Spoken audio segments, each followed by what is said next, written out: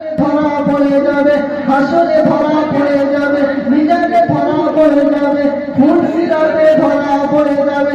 যে ব্যক্তি কবরে ছাড় পেয়ে যাবে, হাসরে মিজানে ফুলসিরাতে ছাড় পেয়ে যাবে।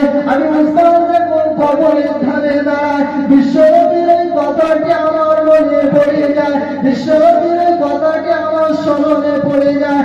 আমি উসমানের চোখের পানি আর রাখতে পারি না, আমার চোখে পানি পড়ে, আমার দাড়িটা ভিজে গিয়ে আমার চোখটা ভিজে যায়।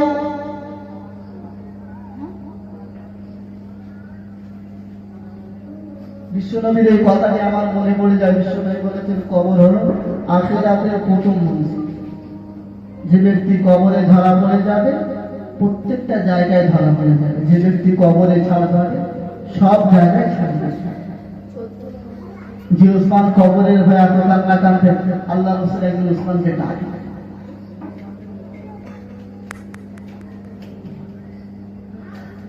আমার আল্লাহ নবী নূর নবী একদিন উসমানকে ডাকলেন, বাবা উসমান, ও বাবা উসমান, আমি রাসূলুল্লাহ সাল্লাল্লাহু আলাইহি ওয়াসাল্লাম তোমার জন্য একটা সুখবর এনেছি। কি সুখবর ইয়া রাসূলুল্লাহ হাবিবাল্লাহ? বাবা উসমান, তুমি হলে জান্নাতি জান্নাতি জান্নাতি। আমার রাসূল উসমানকে ডেকে বলছে, তুমি হলে জান্নাতি। সে উসমান জানতে কিসের ভয়?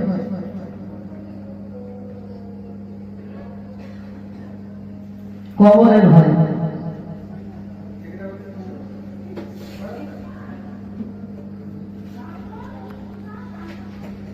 চিন্তা করেন কবর কি জিনিস।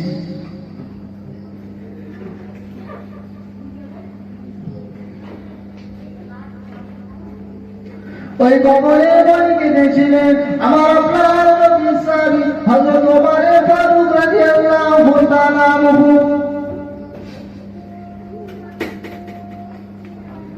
হুজুর আমার কবরের ভয় এত কান্না কাঁদতে, হুজুর আমার কাঁদতে কাঁদতে এক সপ্তাহ হয়ে যেত।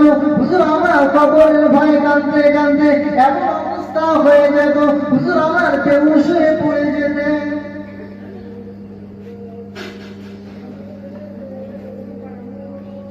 কবরের ভয়ে কাঁদতে কাঁদতে হুজুর বেহুশ হয়ে পড়ে যেতেন।